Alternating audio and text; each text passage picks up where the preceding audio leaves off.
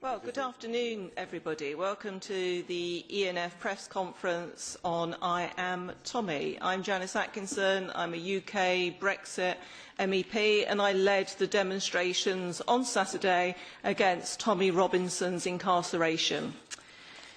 I've got my colleagues here. First of all, I will introduce, I will give my remarks about why I think he has been wrongly imprisoned and why he should be released, and the background to all of this.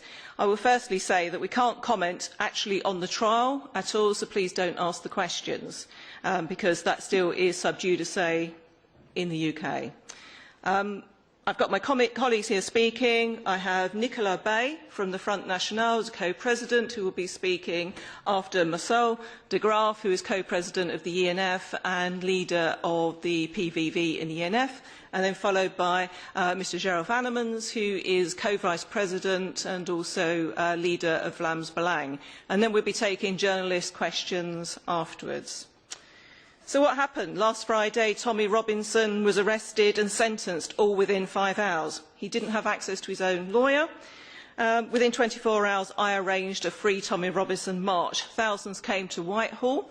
We then had another conference and speeches down near Parliament. It was quite unprecedented, actually, and the anger cannot be underestimated, that you can suddenly mobilise those amount of people.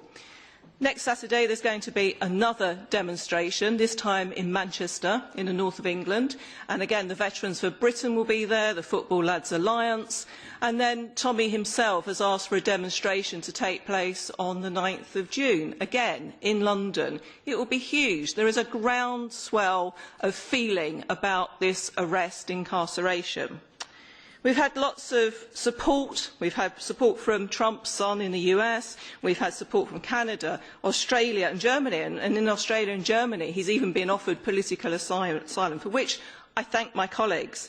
There's been demonstrations in Tel Aviv, in Denmark, Austria and Poland, and indeed across the world, because they can see that the injustice of Britain, that is supposed to be the bastion of free speech, is coming under assault by our government, which is imposing their political diktats to our police and judiciary. Let's think about what Tommy is going through at the moment. He's locked up inside a prison, and in our prisons we have many jihadis sitting in those prisons, and the only hope he's got of survival, and he fears for his life, we feel for his life as well, because the jihadis will be attacking him. He'll have to go into segregation with the sex pests, the sex offenders. Is that right? We think it's not. When people condemn Tommy and us, I ask, where is our swift justice for our sexually groomed and abused girls? Where was the 5-hour sentencing for the monsters who repeatedly raped an 11-year-old girl? Why can't the police courts move so swiftly on them? Even if you agree with you disagree with Tommy's actions, the historic brushing under the carpet of sex abuse and the rape of poor working-class girls by Muslim grooming gangs went unreported and ignored for 20 years in my country. And I know it's happening across other countries where we've had uncontrolled immigration and we've had jihadis sitting there and festering amongst their own communities, all in the name of multiculturalism. But if you're angry about what happened with Tommy Robinson, are you not angry that the mainstream media targeted people, old white guys, accused of historic sex abuse, like Max Clifford, and Rolf Harris and Gary Glitter? Are you happy that the BBC sent a helicopter in to look at the case of when the police raided Cliff Richard? That man went under severe trauma. Are you happy about that? Are you happy that the mainstream media will go to the courts to try and get gagging notices against so-called celebrities because you don't think that they're entitled to a private life? Are you happy with all of that? Across the UK, we are seeing this huge backlash where white working class people are not being heard. We're being brushed aside for a very, very small minority, and we're having to bow down to them, change our laws, who are trying to change our culture and identity. And when we sit here, we think about, we are Tommy, I am Tommy, let's free Tommy. And I'd like to hand over to my colleague, Marcel de Graaf. Yes, ladies and gentlemen, of course, justice must be served. And in the UK, journalists need to be careful. Sorry. Well, it's on. I'll start again. Of course, justice must be served. In the UK, journalists need to be careful in their approach in order not to influence a jury in a trial. Nevertheless, they must be able to do their work and to report the news, whether it's big or small. Freedom of the press and freedom of speech are fundamental pillars of democracy. Take away the freedom of speech, take away the freedom of the press, and you will end up in a dictatorship. Now we see all over the EU action against so-called hate speech. And hate speech is the new legal instrument to silence unwanted opinion, to cover up crimes, to silence political opposition. It's the so-called legal warfare of jihad. Contempt of court has yet become another instrument in the toolset to silence the free press and free speech, to cover up horrendous crimes and the complicity of local and national authorities. The EU is on a fast track to become a totalitarian empire, and for now I still include the UK. The liberal globalist elite still holds power in the UK as it does in the EU. They are the ones pushing an agenda of Islamization, of destroying Western culture and Western identity, and they do it by all means. The propagated Islamization results in a terrifying rise in crime. That is, according to our values and our legal system, it are horrendous crimes. According to Sharia law, they are not. You can abuse women and mutilate their genitals. You can hold women as slaves. You can marry an 8-year-old and have sex with this child. You can rape non-Islamic women. It's all permitted according to Sharia law. And don't tell me that there are dozens different systems of Sharia law. They are all, for about 99%, identical, and certainly on these points. If you want Islamization, you want Sharia law. If you want civilization, you need a Western legal system based on a true democracy. And what we see now is an unbelievable protection of Islam, of Islamic legal practice and Islamic morality in the UK, at the expense of hundreds, maybe thousands of innocent women and children. The Islamic community is allowed to build a parallel society based on Sharia law within the borders of the UK. It's inevitable, it's part and parcel of Islam, of Sharia law, that so-called unbelievers are inferior, that women are inferior, and that non-Islamic women are free to rape. Imagine the cover-up to keep this hidden from the general public. And obviously, the authorities go to an incredible extent to hide the true nature of Islam. The amount of victims, the intensity of their suffering goes beyond imagination. Hundreds of young children abused, gang raped by adult men, tortured, murdered. Do you really think, given these facts, that a jury can be influenced by a single journalist asking questions about feelings of guilt? Do you really think that this case of Tommy Robinson is about contempt of court? It's about keeping this information away from the general public. That is what this is about. It's about protecting the realization of an Islamized UK. And to this aim, these hundreds of innocent girls are sacrificed.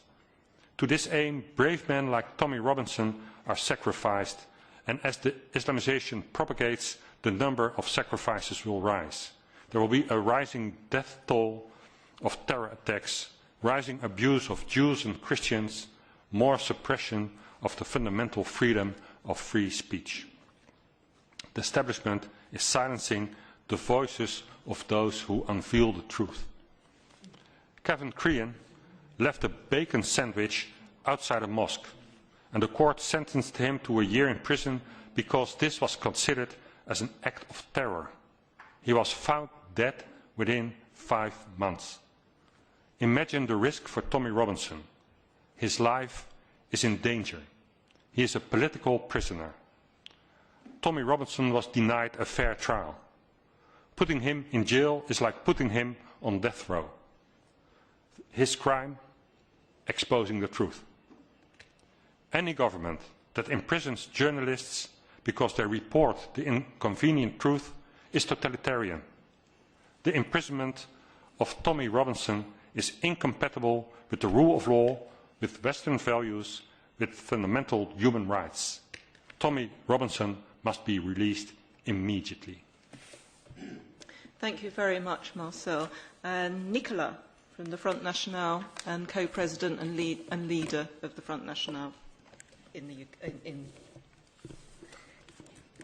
Merci Janice, merci pour l'initiative de cette conférence de presse et pour les différentes initiatives qui ont été prises ces derniers jours pour alerter l'opinion publique en Grande-Bretagne bien sûr, mais au-delà sur l'ensemble du continent européen sur ce qui s'apparente à une véritable censure d'État et à une restriction qui prend une tournure dramatique de la liberté d'expression en Grande-Bretagne. On ne peut pas être indifférent à cette situation. La liberté d'expression est sans doute l'un des fondements, l'un des piliers des grandes démocraties. C'est vrai en Grande-Bretagne, c'est vrai dans l'ensemble des pays européens et c'est un bien précieux que nous entendons défendre. L'affaire Tommy Robinson est révélatrice de bien des dérives, aujourd'hui très inquiétantes, qui visent finalement à empêcher que la vérité soit établie, que les voix s'expriment pour montrer évidemment que les conséquences de l'immigration massive subie ces dernières années, ces dernières décennies par les nations européennes sont absolument considérables, avec en particulier parmi les conséquences de cette immigration une insécurité qui a elle aussi un caractère massif, une criminalité qui s'est évidemment développée et l'affaire Tommy Robinson est à la fois emblématique de cette situation et de cette situation qui veut être cachée délibérément par les pouvoirs publics. L'argument qui est utilisé pour l'empêcher de s'exprimer et l'empêcher d'informer les Britanniques, c'est l'argument de la sérénité indispensable des débats, du procès. C'est évidemment pas un argument valable. Il est normal que les pouvoirs publics veillent à ce que, à proximité immédiate d'une salle d'audience et à l'intérieur d'une salle d'audience d'un procès, l'ordre public soit préservé, mais Tommy Robinson n'a fait que filmer précisément dans l'espace public, c'est-à-dire hors du tribunal, les protagonistes du procès, et donc il n'a évidemment pas enfreint les règles élémentaires qui doivent permettre la sérénité des débats. En revanche, il a voulu dire un certain nombre de vérités, montrer la réalité des faits aux Britanniques et c'est pour cette raison-là qu'il est aujourd'hui inquiété par la justice. C'est une situation qui est absolument inacceptable. La liberté d'information, elle est la première étape vers de la liberté d'expression. Il n'y a pas de véritable liberté d'expression lorsque les citoyens ne peuvent pas avoir un accès à l'information et en l'occurrence un accès complet à l'information. On ne peut pas avoir quelques personnes autorisées à donner des éléments parcellaires sur les faits qui font l'objet d'un procès et ne pas permettre qu'un procès soit l'occasion que chacun s'exprime, chacun exprime son opinion et que chacun puisse commenter les faits qui sont en cause et la nature des délits ou des crimes qui ont été commis. Donc je crois qu'aujourd'hui il y a une urgence. L'urgence c'est évidemment de préserver l'intégrité physique qui semble clairement mise en danger de M. Robinson. On peut penser ce qu'on veut de M. Robinson, on peut ne pas être d'accord avec les opinions qu'il a exprimées ou qu'il exprime, ça n'est pas la question, c'est une question de principe. S'il était d'une sensibilité politique très différente, nous aurions la même réaction, nous considérons que la liberté d'expression doit à tout prix être préservée et nous observons aussi, et c'est là qu'on voit l'aspect très politique de cette affaire, que évidemment c'est parce qu'il met en évidence par les informations qu'il diffuse, le lien étroit qui existe entre cette immigration subie par la Grande-Bretagne depuis des décennies et les crimes ou les délits qui en sont la conséquence, que M. Robinson aujourd'hui est inquiété. Donc nous sommes aujourd'hui réunis pour affirmer la nécessité absolue que la liberté d'information et d'expression soit préservée. Thank you very much, Nicolas. Gerard Vannemans from Vlaams Belang and Vice President of the ENF. Thank you very much, Janice, for inviting me here today. As an experienced witness, I would say, I would like to only underline that this Robinson case is part of a broader problem. I will speak in Dutch, if possible, for the rest. Wat we vaststellen is als Vlaams Belang dat we een gevoel van herkenning hebben. Omdat we dit zelf als partij al hebben meegemaakt. Toen het Vlaams Blok, een van de grootste partijen van België werd en uiteindelijk zelfs de grootste partij van België, zagen wij hoe het regime, de mensen die het land bestuurden, eerst 2 grondwetswijzigingen doorvoerden, vervolgens 5 wetswijzigingen om de racismewet van toepassing te kunnen maken op organisaties. En dan hebben ze dat gecombineerd met een wetgeving inzake criminele organisaties, overigens een wetgeving die wij zelf hadden gestemd, omdat we dachten dat daarmee maffiabendes in Vlaanderen in België zouden aangepakt worden. En de combinatie van die 2 wetgevingen heeft uiteindelijk ervoor gezorgd dat mijn partij werd veroordeeld als een partij die op basis van een aantal toespraken van mijzelf en collega's moest verboden worden als een criminele organisatie die zich had bezondigd aan racisme. We hebben toen onze partij moeten opdoeken. Dat was een heel emotionele gebeurtenis. We hebben een nieuwe partij moeten oprichten die mij nu hier afvaardigt in het Europees Parlement. Wat ik maar wil zeggen is dat de zaak Robinson in feite symboliseert wat ziek is aan de westerse democratieën. We zitten hier vandaag, maar we komen van heel veel zaken in het recente verleden en we gaan naar veel zaken in de toekomst. Daarom zitten wij hier vandaag solidair samen om Robinson te ondersteunen. Meestal ziet men dat het gaat om artificiële gehelen die instabiel zijn en zichzelf proberen te stabiliseren met het muilkorven van degenen die oppositie voeren binnen dat systeem. We zien dat in België, dat ook een artificieel land is, zoals u weet. En een van onze hoofdzonden was het feit dat wij een onafhankelijk Vlaanderen uit dat België wilden weghalen. Je ziet dat ook in de Europese Unie, die steeds radicaler wordt in de manier waarop ze de oppositie muilkorft.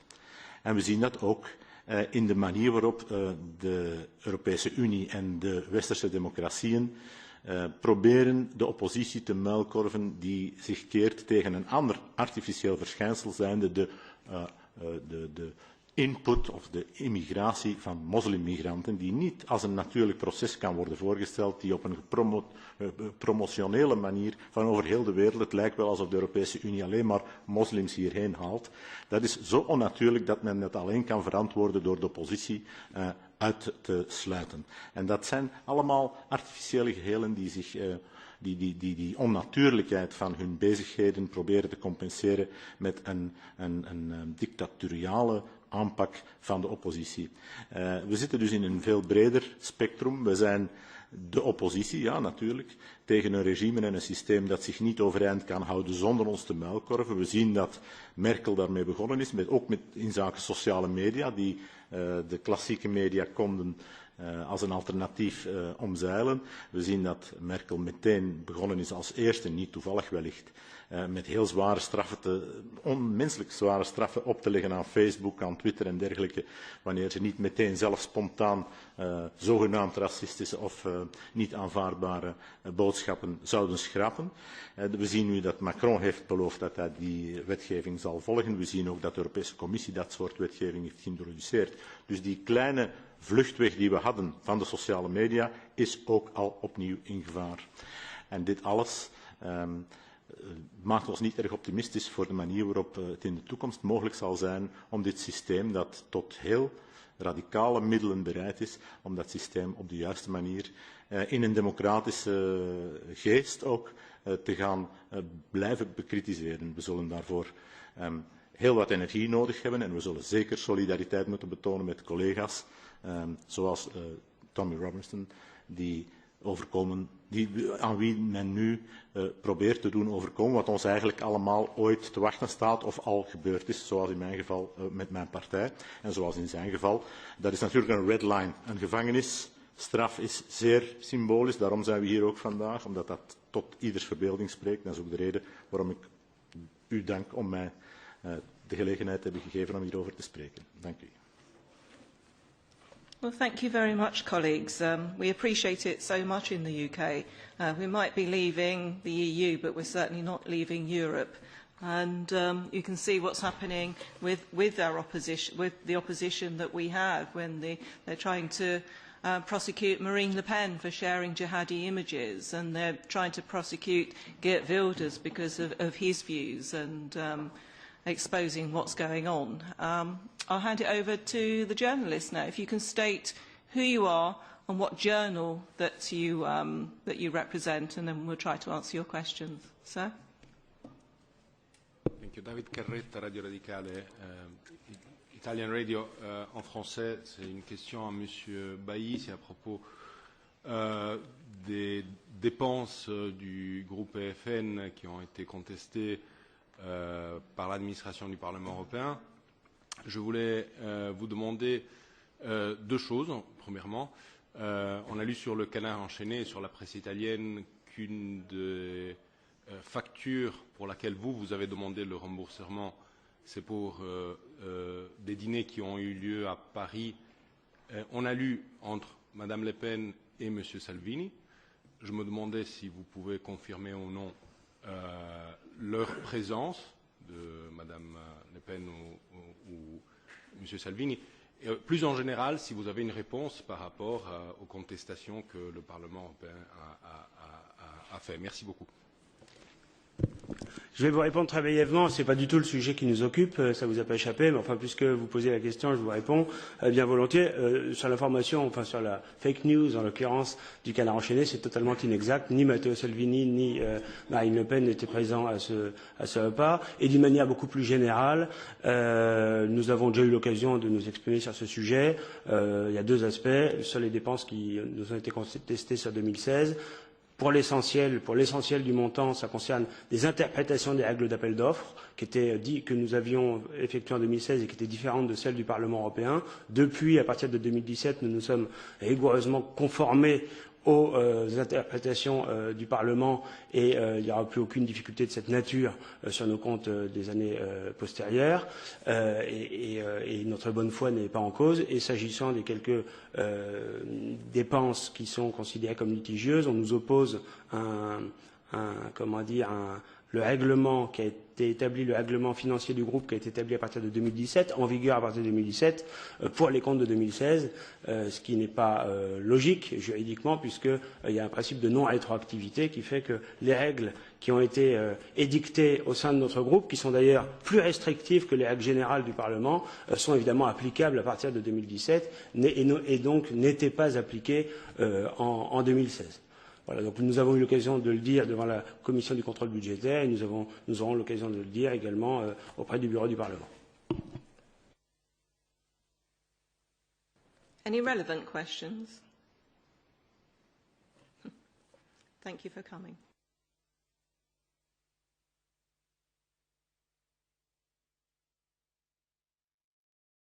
You didn't frankly have the balls to put country before party.